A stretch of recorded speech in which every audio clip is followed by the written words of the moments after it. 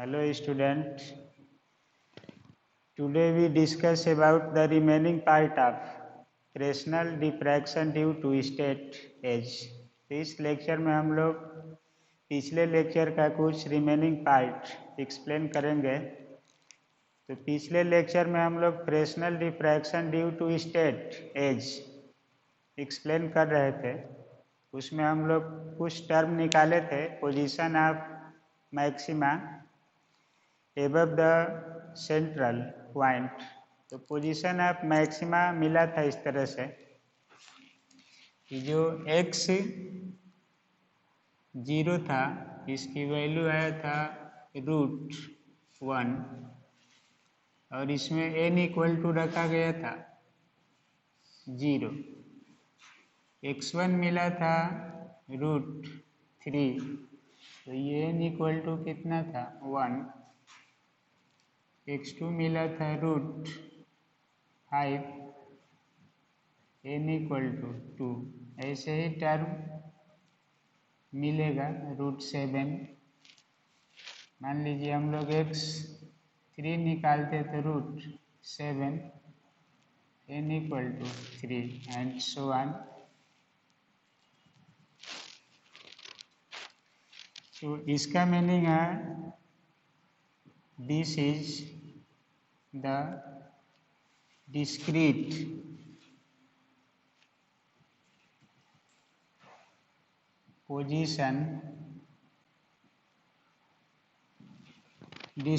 Position of maxima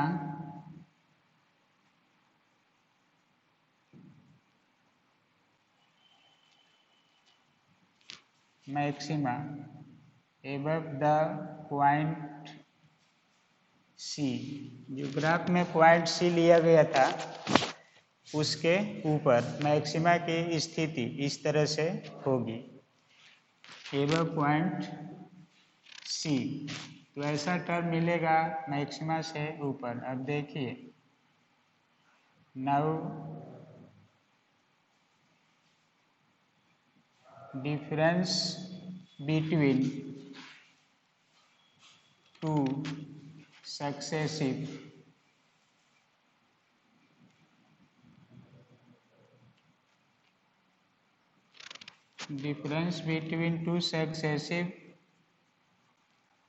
maxima is.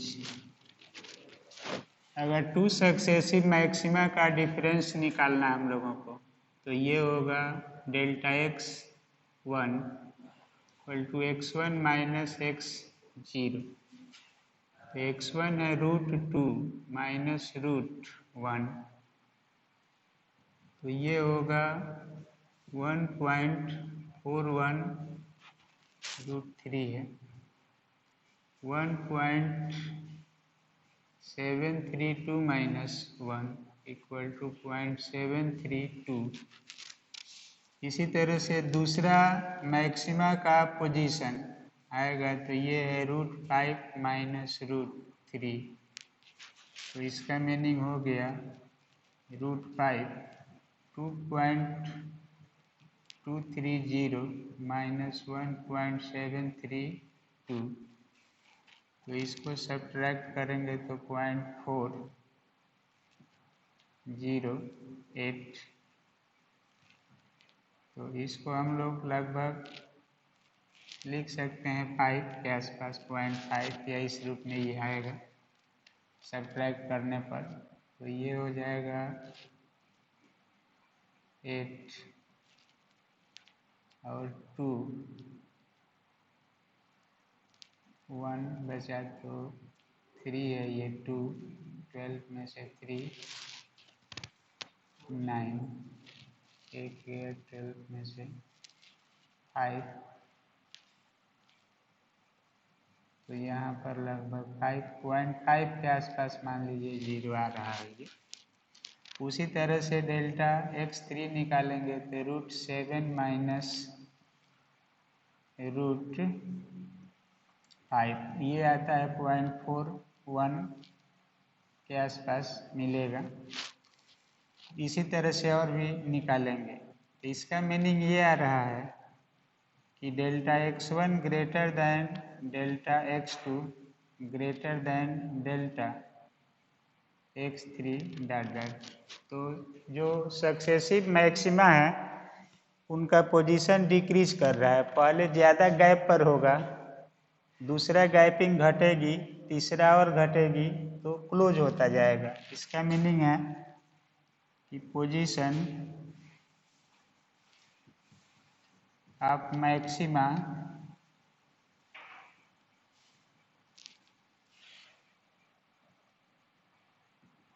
is more closed when its order increases above C। C से ऊपर जाने पर position of maxima decrease करता जाएगा। तो ये उसका कंडीशन होगा। अब देखिए, अब अगला टॉपिक है, इसी का अगला प्रॉपर्टी है टू फाइंड द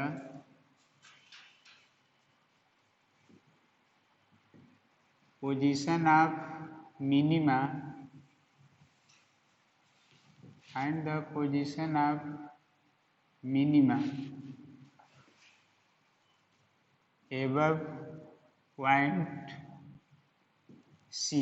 सी जो फिगर में हम लोग लिए थे, ऐसे इल्यूमिनेशन जोन था सी, सी के ऊपर ही एक्स लिया गया था पॉइंट पी। तो इसके ऊपर पोजीशन ऑफ मैक्सिमा मिनिमा क्या होगा, यही हम लोग फाइंड कर रहे हैं। तो ये मिल रहा है कि अगर सी पर मैक्सिमा है तो दूसरा मैक्सिमा आएगा, तीसरा आएगा, तो इसका पोजीशन जो होगा क्लोज होता जाएगा। यानी पहला थोड़ा दूरी पर होगा, दूसरा और समीप होगा, और ऐसे समीप होता जाएगा, तो क्लोज होता जाएगा। अब पोजीशन ऑफ मिनिमा क्या होगा? To find the position of minima above point C, we take path difference. अब यहाँ पर even multiple of lambda by 2। तो even multiple of lambda by 2 कल लिया गया था, odd multiple of lambda by 2 maxima के लिए। That is delta equal to जो वैल्यू है इसका मान आएगा 2n, और ले सकते हैं लेम्डा बाई 2। तो 2n है और even multiple of lambda by 2। अब n इक्वल टू यहाँ पर लिया जाएगा 1 2 3, तो ये होगा 2n 4n 6n, इस तरह से मिलेगा। अब इसको कोई इक्वेशन हम लोग ले लेंगे। मान लीजिए इक्वेशन नंबर होगा ये 7। कल एक स्टैंडर्ड पिछले लेक्चर में फार्मूला मिला था, पाथ डिफरेंस डेल्टा एक्स आया था। तो यहाँ पर फ्रॉम इक्वेशन जो एक्स की वैल्यू निकला था वो इक्वेशन था हम लोगों का, मान लीजिए 4 आया था या 5 कोई आया होगा। फ्रॉम इक्वेशन 4 एंड 7 को कंपेयर करेंगे, जो x इक्वल टू आया है वैल्यू, तो यहाँ से वैल्यू मिलेगा हम लोगों का। तो देखिए तो x वाला मान कितना था, रूट में जो आया था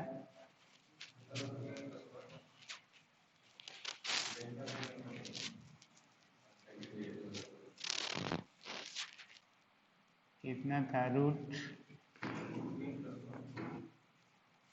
2n प्लस 1।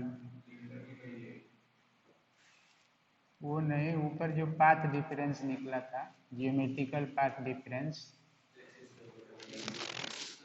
डेल्टा एक्स आया था ना कोई मान, ये डेल्टा तो कितना था एक्स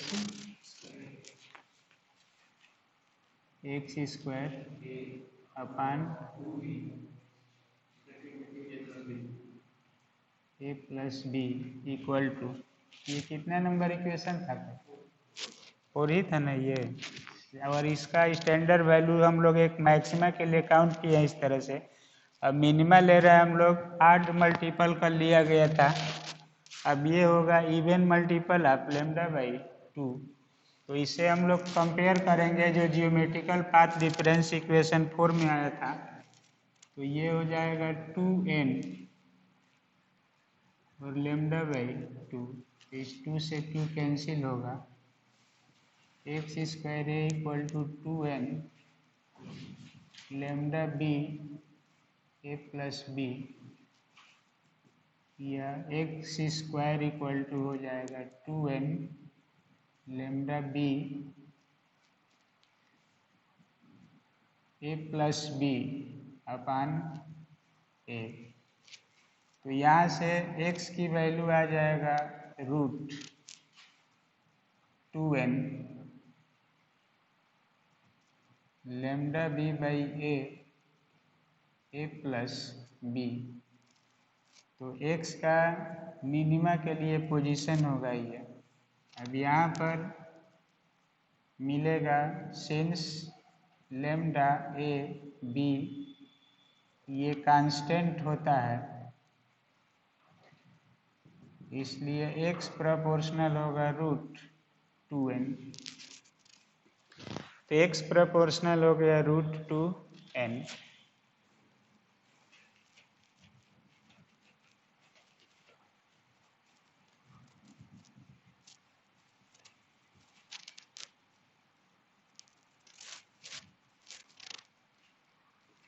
अब इस 2n का मीनिंग हो गया कि x1 प्रोपोर्शनल होगा रूट 2, x2 प्रोपोर्शनल होगा रूट 4, x3 प्रोपोर्शनल होगा रूट 6, x4 प्रोपोर्शनल होगा रूट 8, ऐसे बढ़ेगा। तो यहाँ पर ये मिलेगा कि पोजीशन ऑफ मिनिमा डिस्क्रीट होगा। n के एक मान पर मैक्सिमा मिलेगा, दूसरा पर मिलेगा, तीसरा पर मिलेगा। इसका भी हम लोग अगर डिफरेंस निकालें तो ये रूट 2 है 1.414, ये 2.00 और इसकी वैल्यू होगी 2 पॉइंट कुछ मान, इसका भी मान लीजिए मिलता है 2.460, ऐसे ले लिया गया। रूट 8 है तो इसका भी कुछ मान मिलेगा। तो इस तरह से हम लोग निकालेंगे तो ये जैसे आ गया 2 रूट 2, तो रूट 2 को हम लोग निकाल देंगे इंटू 1.414 से सॉल्व कर लेंगे ऐसे। इसी तरह से अगला वैल्यू सॉल्व कर सकते हैं। अब यहाँ से देखिए इसका भी डेल्टा x निकालेंगे हम लोग, तो x2 माइनस x1 ये मिलेगा कुछ ना कुछ, इसका भी मिलेगा। तो इसमें भी आता है कि डेल्टा x1 ग्रेटर दैन आता है डेल्टा x2, जैसे पिछले टॉपिक्स में हम लोग निकाले थे। ये न्यूमेरिकल कैलकुलेट करना कोई ज़रूरी नहीं होता है, मीनिंग समझना है। 2x3 ये भी मिलता है। इसका मतलब है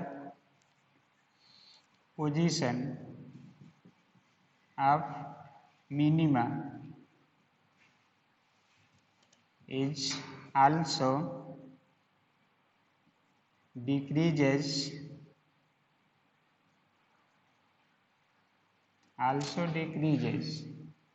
when order n लिख दीजिए order n इंक्रीजेस। तो इंक्रीज करेगा तो ये वैल्यू डिक्रीज करती जाएगी, डिस्क्रीट होगा, पहला पोजीशन दूसरा पोजीशन ऐसे मिलेगा। तो इसका मीनिंग ये है कि इल्यूमिनेशन जोन, अब हम लोग मीनिंग इसका निकालेंगे। देखिए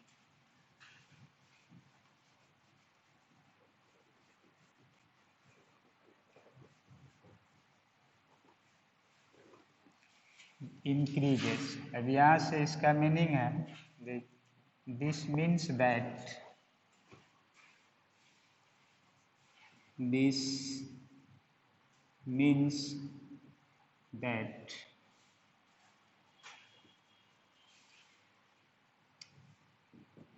positions of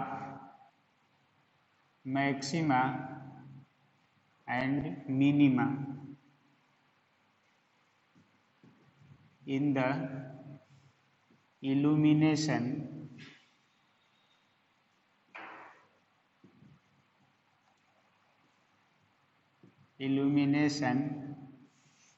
region is discontinuous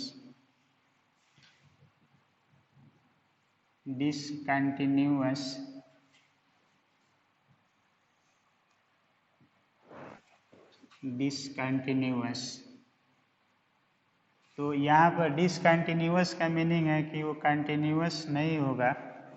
ये तो ब्राइट है, डार्क है, तो उसका पोजीशन चेंज होता रहेगा। डिसकंटिन्यूअस, तो यहाँ पर डिसकंटिन्यूअस हो गया। As shown in the following graph, shown in the following graph। तो ग्राफ एक लिया जाएगा, जैसे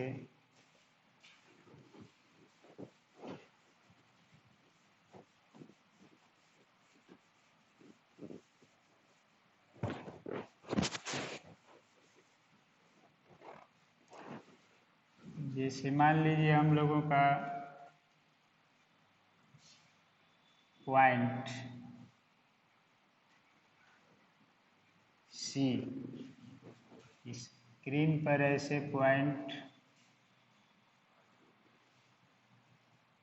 सी, ये हमारा सपोज कीजिए स्क्रीन है, और इधर स्ट्रेट एज था, ऐसे शार्प एज,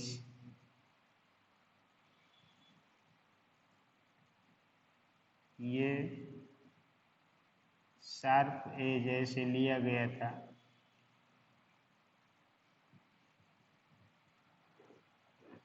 इधर कहीं सोर्स था, तो सोर्स से जाने वाली रेज इस पर पड़ रही थी, तो सीधे जा रही थी यहाँ सी, पॉइंट सी यही। अब सी के ऊपर ये इल्यूमिनेशन जोन था, सोर्स से जाने वाली रेज जो जा रही थी इधर कहीं भी, तो ये डायरेक्ट रेज जा रहे थे, इसका ऑब्स्टेकल से कोई मीनिंग नहीं था, फिर भी ये डिस्टर्ब किया है वेव फ्रंट को। तो उस डिस्टरबेंस के कारण जो रेज जा रही है इधर कहीं भी, देखिए यहाँ पर इंटेंसिटी मैक्सिमम होगी, इस पॉइंट पर इंटेंसिटी इधर घटते क्रम में ऐसे मिलती है, क्योंकि ये शैडो रीजन है, तो इसमें जीरो नहीं होगी, डार्क प्योर नहीं होगा। अब इसमें इंटेंसिटी आपको ऐसे घटते क्रम में मिलेगी, और ये ग्राफ ऐसे जाता है इस तरह से, तो एक मैक्सिमा आपको मिलेगा। दूसरा मैक्सिमा मिलेगा तो यहाँ पर अब उसकी इंटेंसिटी घटेगी ऐसे।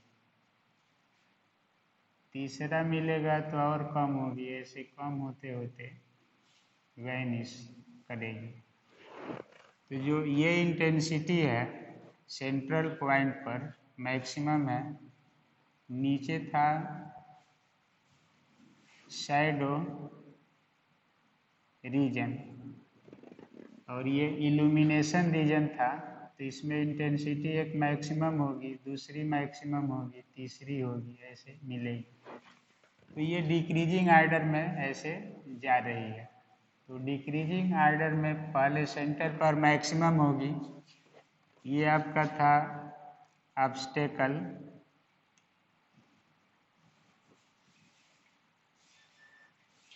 ऑब्स्टेकल था, ये आपका क्या सोर्स था, सोर्स, और ये मैक्सिमा है, पोजीशन ऑफ मैक्सिमा है यहाँ पर। तो ये पोजीशन यही था, फर्स्ट मैक्सिमा मिनिमा का पोजीशन माना गया था एक्स। तो x1 x2 x3 ऐसे मिलेगा। इसका नाम था इल्यूमिनेशन रीजन। इस रीजन की इंटेंसिटी कंटिन्यूअस न होकर के डिसकंटिन्यूअस हो जाएगी। तो इसी को हम लोग यहाँ पर फाइंड किए हैं, discontinuous.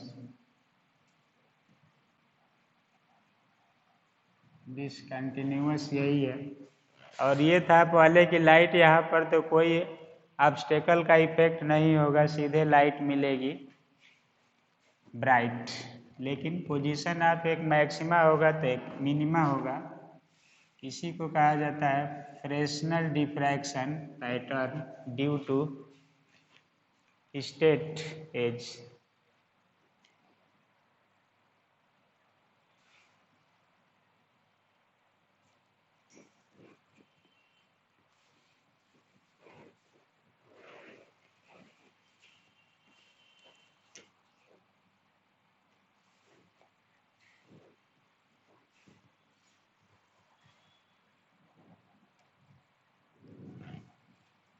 Fresnel diffraction due to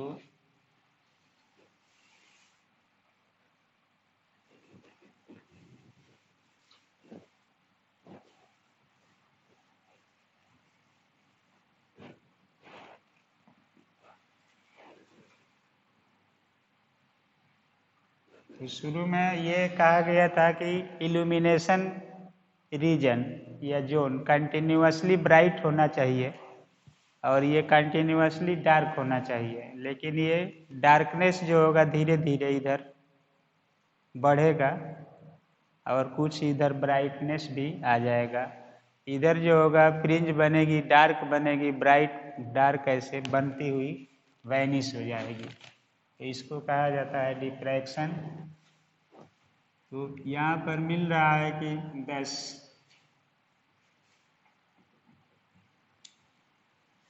illumination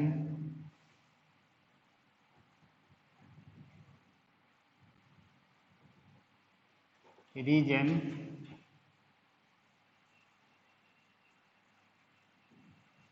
remains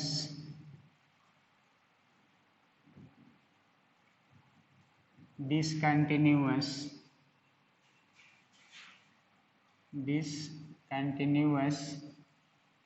as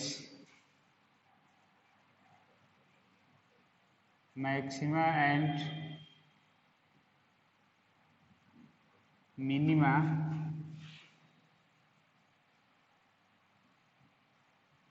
positions।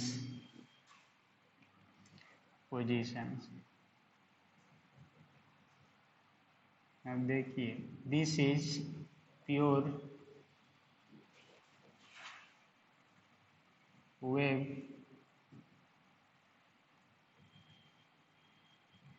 phenomena and called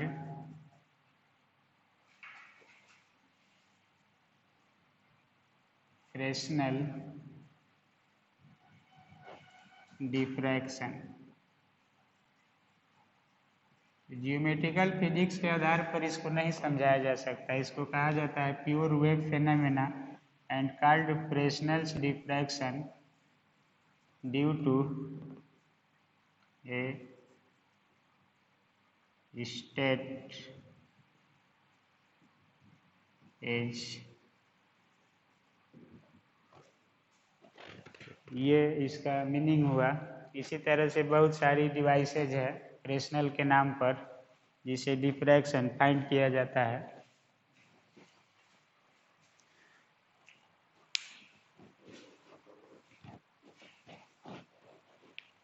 exam में बेसिकली 2 पूछे जाते हैं शुरू के, Fresnel half period zone and zone plate. तो देखिए, इसमें हम लोग डिस्कस किए कि स्टेट एज का इफेक्ट क्या होगा। डिफ्रैक्शन में, जैसे डिफ्रैक्शन की डिफिनीशन है कि जब कोई लाइट किसी शार्प एज से टकरा जाए, ऑब्स्टेकल से टकरा जाए, फाइन होल से टकरा जाए या फाइन होल से ट्रांसमिट हो जाए, तो उसको कहा जाता है कि लाइट टकराने के बाद बेंड होकर के छाया वाले भाग में भी चली जाती है। तो शैडो रीजन में अगर लाइट ऐसे बेंड होकर इंटर कर जाए तो इसी बेंड को कहा जाता है डिफ्रैक्शन ऑफ लाइट। तो ये डिफ्रैक्शन पैटर्न का इफेक्ट इसमें फ्रेस्नेल ने काउंट करके दिखाया और इसी से ये भी सिद्ध किया था उन्होंने कि ये जो लाइट की मैक्सिमम मिनिमा की कंडीशन है ये इतना शार्प होती है, इतना फास्ट होती है कि लाइट जो है लगभग स्ट्रेट लाइन में अपीयर होने लगती है। तो इसको कहा जाता है Fresnel's diffraction due to straight edge. इसी तरह से diffraction due to circular aperture, diffraction due to disc, disc बना दिया जाता है एक छोटा सा और इसको स्टैंड में कस दिया जाता है, इससे लाइट को डिफ्रैक्ट कराया जाता है। तो कई तरह के मैकेनिज्म है। Diffraction due to thin wire लेकर कराते हैं। तो ये सब चीज़ें हम लोग आगे एक्सप्लेन करेंगे। इसमें मेजर कंसेप्ट यही था कि डिफ्रैक्शन की फर्स्ट जो डिवाइसेज है वो कौन कौन सी है। तो डिफ्रैक्शन की फर्स्ट डिवाइसेज हम लोग यही एक्सप्लेन किए कि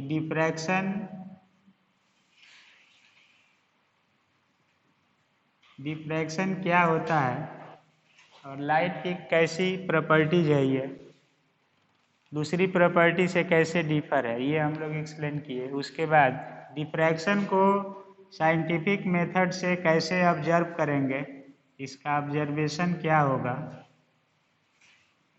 मेथड क्या होगा जिसको हम लोग किसी को सिखा सके, किसी के सामने इसको दिखा सके कि डिफ्रैक्शन क्या है, कैसे काम कर रहा है। तो ये सारी चीज़ों को एक्सप्लेन करने के लिए जो ऑब्जर्वेशंस डिवाइसेज है उसमें हम लोग दो ऑब्जर्वेशंस का नाम सुने, एक था फ्रेस्नेल और एक फ्रानहोफर। तो फ्रानहोफर डिफ्रैक्शन पैटर्न और फ्रेस्नेल डिफ्रैक्शन पैटर्न। तो इसको ऑब्जर्व करने के लिए जो फ्रेस्नेल की डिवाइसेज है वो यही बताती है कि अगर कहीं पर जोन बनाया गया है, ऐसे हाफ पीरियड जोन, ट्रांसपेरेंट और ओपेक, तो इसके लिए ये बताया गया आप लोगों को कि कोई शीट लेते हैं हम लोग, ग्लास की शीट ट्रांसपेरेंट, प्योर ट्रांसपेरेंट होती है। फ्रेस्नेल का जो एफर्ट था उसमें यही था कि इसका एक पोर्शन शुरू का ट्रांसपेरेंट छोड़ दीजिए, उसके बाद से यहाँ पर पेंटिंग करके एक लेयर बनाइए।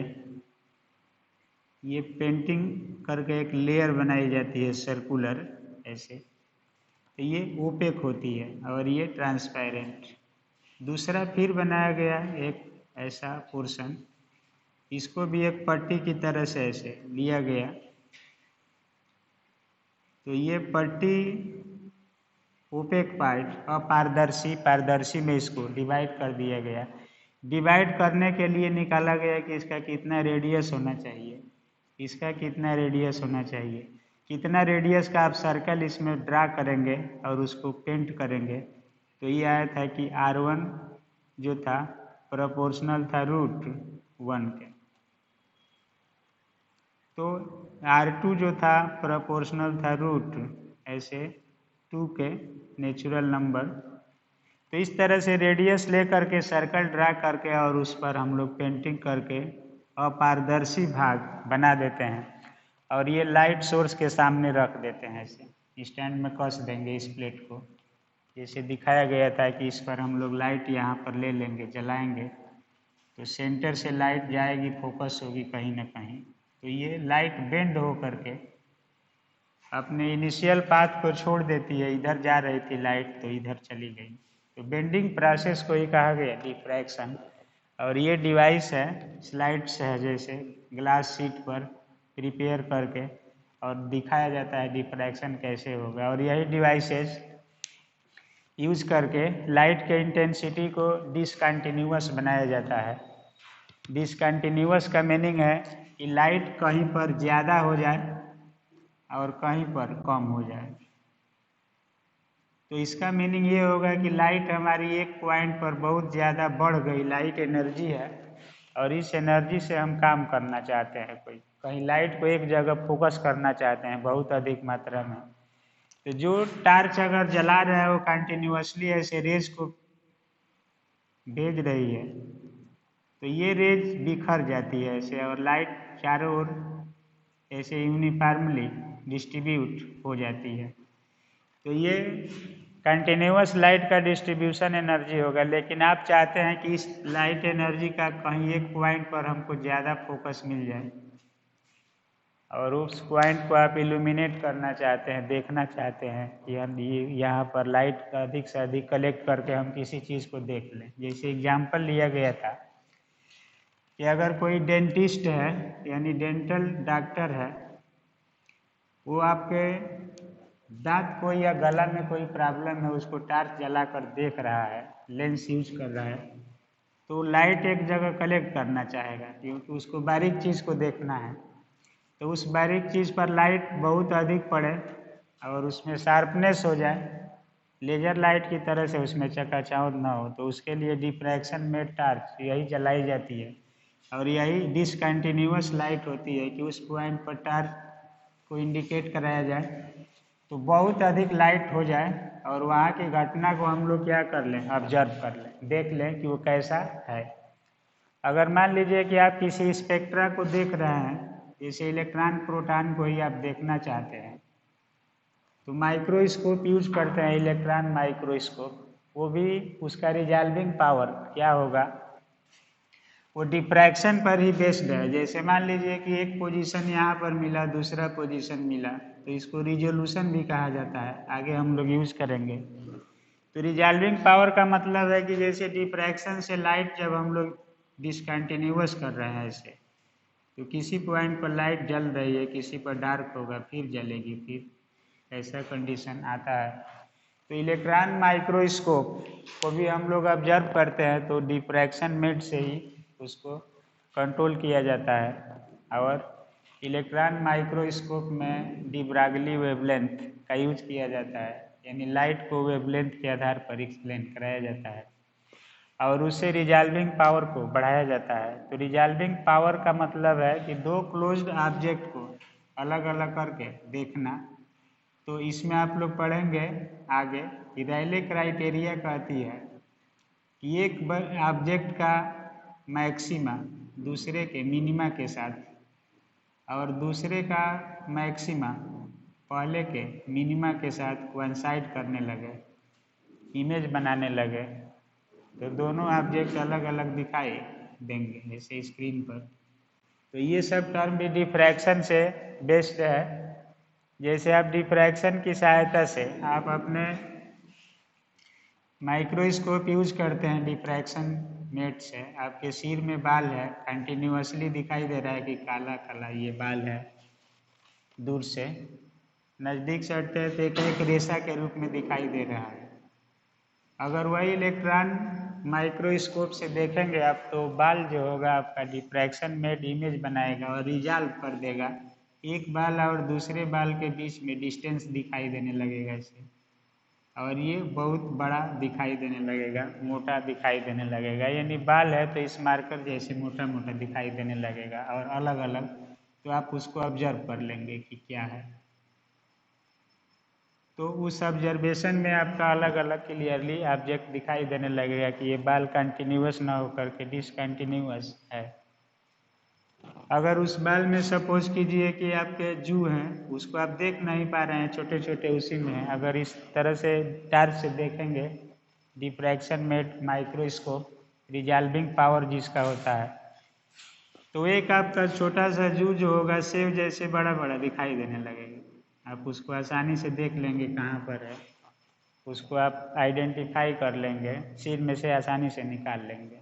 तो वो चीज़ें के लिए ही बनाया गया है डिफ्रैक्शन ऑफ। तो इसकी थियरी है कि लाइट को कैसे डिसकंटिन्यूअस कितने विधियों से कर सकते हैं और यूनिफॉर्म लाइट को नॉन यूनिफॉर्म करके, और ऐसा यूनिफॉर्म नॉन यूनिफॉर्म करना है कि एक पॉइंट पर फोकस बहुत ज़्यादा हो जाए। तो ये सब हम लोग पढ़ेंगे। तो इसके लिए फ्रेस्नेल डिफ्रैक्शन पैटर्न के कंपेयर में फ्राउनहोफर डिफ्रैक्शन पैटर्न अधिक सक्सेस है और इसी की सहायता से डिफ्रैक्शन मेड ज़्यादा डिवाइसेस बनाई गई है। तो हम लोग अब अगले लेक्चर में पढ़ेंगे इसमें Fraunhofer diffraction due to single slit, double slit, N slits, grating, resolving power, concave grating. तो ये सब चीज़ें फ्राउनहोफर से ज़्यादा निकाली गई है। और डिफ्रैक्शन का जो यूजुअल टर्म्स हैं, जो व्यवहारिक हैं, जिनका यूज हम डायरेक्ट करते हैं लाइफ में, वो फ्राउनहोफर डिफ्रैक्शन पैटर्न होता है। और ये आप लोग डिफरेंस में पढ़े भी थे कि ये इजी होता है इसका अरेंजमेंट। इसमें लेंस का यूज करते हैं, ये थोड़ा कॉम्प्लिकेटेड होता है। तो इसमें हम लोग इसी पॉइंट को फाइंड करेंगे। अब हम लोगों को इसमें ये निकालेंगे कि इंटेंसिटी डिस्ट्रीब्यूशन क्या होगा। अगर यही कंसेप्ट है फ्राउनहोफर में, तो हम लोग यहाँ पर दिखाएंगे कि अगर यहाँ से 100% एनर्जी जा रही है तो इस 100% का एनर्जी यहाँ पर 90% आ जाएगी इसी पॉइंट पर, और वो 100% बिखर जाएगी मान लीजिए इतना दूर में, तो उसका 90% मैक्सिमा पर आ जाएगी। फिर इस या दूसरे पर 5% आएगी, तीसरे पर 3% आएगी, फिर इस पर 2% आएगी, 1% आएगी। तो 100% एनर्जी आपकी होने लगेगी जितना भी हो। तो ये सब टर्म ऐसे मिलेंगे। तो इंटेंसिटी कैसे वैरी करेगी और कौन सा यहाँ पर उपाय कर दिया जाए कि ये 90% से 99% भी हो जाए, लाइट आपकी एक जगह कलेक्ट हो जाए, तो वो कहलाएगा intensity distribution pattern in the diffraction system. तो वो सब सारी चीज़ें हम लोग कैलकुलेट करेंगे। एग्जाम में भी इससे क्वेश्चन ज़्यादा पूछे जाते हैं और इसी को ज़्यादा पढ़ने में भी टाइम लगता है, तो हम लोग इसको एक्सप्लेन करेंगे। अब इसको फ्रेस्नेल का एक जो कंसेप्ट था कि फ्रेस्नेल ने जोन कैसे बनाया, जोन प्लेट को कैसे लिया, फोकस कैसे कराया, कन्वेक्स लेंस की तरह काम कैसे किया गया। ये स्टेट एज है, इससे भी डिसकंटिन्यूअस जो लाइट यहाँ से जा रही है उसको डायरेक्ट इस पर पड़ना चाहिए, वो भी डिसकंटिन्यूअस कैसे हो जाएगी, कहीं ब्राइट कहीं डार्क। इसी तरह से यहाँ डिस्क लेते हैं, सर्कुलर अपेर्चर लेते हैं, थीन वायर लेते हैं और डिफ्रैक्शन कराते हैं। तो बहुत सारी डिवाइसेज हैं। अब इसी ऑप्टिक्स को एमएससी तक पढ़ा जाता है, बीएससी में कुछ टॉपिक दिया जाता है, कुछ एमएससी में दिया जाएगा, कुछ प्रैक्टिकल कराया जाएगा, प्रोजेक्ट तैयार कराया जाएगा। तो कई तरह से स्टडी मटेरियल आपके सामने लिया जाता है। तो डिफ्रैक्शन यहाँ पर फ्रेस्नेल का पढ़ना है और ज़्यादा पढ़ना आपको फ्राउनहोफर डिफ्रैक्शन। तो अब हम लोग इसी को डिस्कस करेंगे अगले लेक्चर में। और डिफ्रैक्शन का यूज जगह जगह होता है, जैसे आपको बताया गया अभी कि कोई डेंटिस्ट है, कोई गला का डॉक्टर है, कोई किसी चीज़ को ऑपरेट कर रहा है, कोई इलेक्ट्रॉन प्रोटॉन न्यूट्रॉन को देखना चाहता है कि क्या है ये सब। जैसे आप आज तक पढ़ते आए हैं और पढ़ते ही उसका नाम ही सुन करके मर जाएंगे, कभी देखेंगे नहीं कि इलेक्ट्रॉन कैसा है, क्योंकि इसको देखने के लिए आपको सिस्टम चाहिए और इस सिस्टम तक पहुंचने के लिए आपको बहुत कुछ पढ़ना पड़ेगा, रिसर्च लेवल तक जाना पड़ेगा, साइंटिस्ट के संपर्क में जाना पड़ेगा, उस लैब तक पहुंचना होगा जहां पर इसकी व्यवस्था है। तब आपको दिखाया जाएगा कि ये इलेक्ट्रॉन है, देखिए ऐसे दिखाई दे रहा है, ऐसे चल रहा है, ऐसे स्पिन मोशन कर रहा है। तो ये जो सारी कल्पनाएं हैं कहीं ना कहीं विजिबल है, जो अदृश्य है उसको भी दृश्यमान करके दिखाने वाली जो डिवाइसेज है उसमें फिजिकल ऑप्टिक्स कहीं ना कहीं इम्पोर्टेंस रखेगा। तो ये सारी चीज़ें जो अदृश्य है उसको भी दृश्यमान बनाया जाता है। जैसे आप किसी चीज़ से अल्ट्रासाउंड कराते हैं तो उसमें वेव दे रहे हैं, एक्सरेज है, वेव दे रहे हैं, वो चीज़ों को ऑब्जर्व कर रही है, जो आप देख नहीं पा रहे हैं उसको भी ऑब्जर्वेशन में ला देती है, ये चीज़ें है।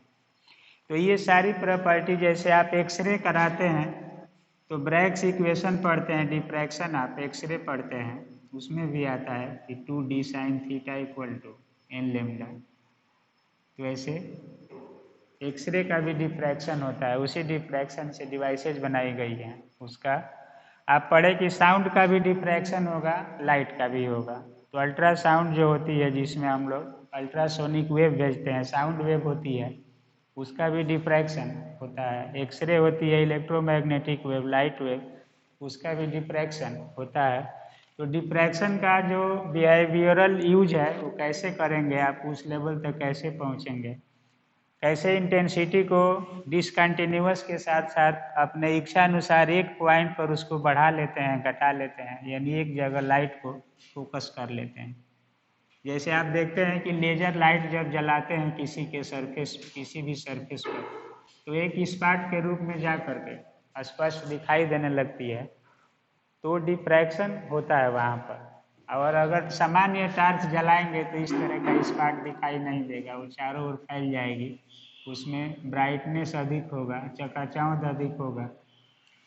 तो आप लेजर लाइट के स्पेस को आसानी से इजीली आंख से देख सकते हैं, ऑब्जर्व कर सकते हैं, लेकिन सिंपल टार्च जलाएंगे तो वहाँ पर इतना चकाचौंध उत्पन्न होगा कि उस रीजन को स्पष्ट नहीं देख पाएंगे। तो सामान्य लाइट के इमेज और डिफ्रैक्शन के इमेज में ये अंतर होगा। तो ये सारी चीज़ें हम लोग पढ़ेंगे। अब पढ़ेंगे फ्राउनहोफर डिफ्रैक्शन के माध्यम से, और सारी चीज़ें कैलकुलेट करके अब देखेंगे कि इंटेंसिटी का वेरिएशन कैसे यहाँ पर मैक्सिमम होगा, यहाँ मिनिमम होगा, दोनों साइड। तो ये सब आएगा Fraunhofer diffraction due to single slit, double slit, N slit, grating, ये सब चीज़ें मिलेगी। तो इस लेक्चर में हम लोग ये डिस्कस किए Fresnel class of diffraction due to half period zone, zone plate and straight edge. अब नेक्स्ट लेक्चर में हम लोग फ्राउनहोफर डिफ्रैक्शन पढ़ेंगे। तब तक के लिए ओके, थैंक यू।